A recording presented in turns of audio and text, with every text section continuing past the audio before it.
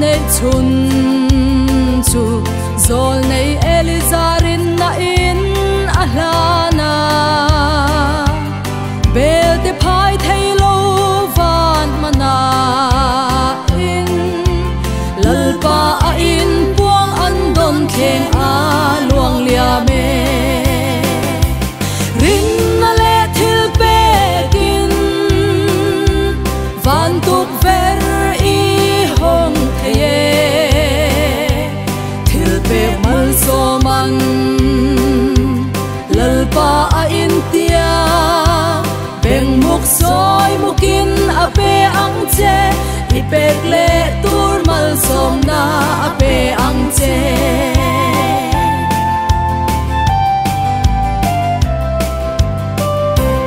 thil pe khon van tir ko an local le rin na in chang la thai chi tu hun ani thil pe kin lal param ti zap la lei mal som luang liam le van ro khol na ani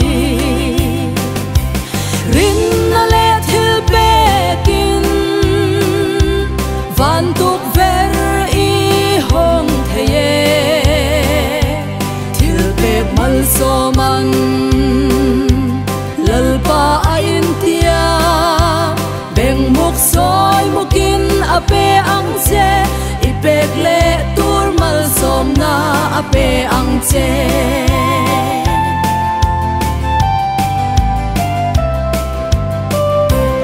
cornalia trong trái lal ma theng nga i trong trái le i thil pe churim tu ya lal pan pangin mal asoma che vô biệt lal pa ngai sak so ini e amen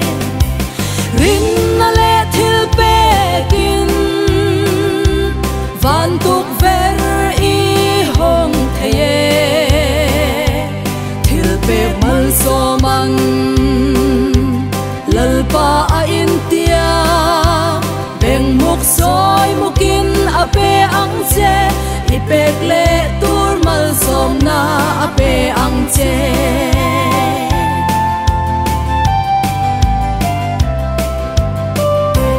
thil pe khon van tir ko an local le rin na in chang la thai chi tu hun ani thil pe kin lal param ti zap la lei mal som luang liam le van ro khol na ani rin na le thil pe kin van tuk ver i hong theye thil pe mal so man lalpa a in tia beng muk soi mukin ape ang che ipek le tur mal som na ape ang che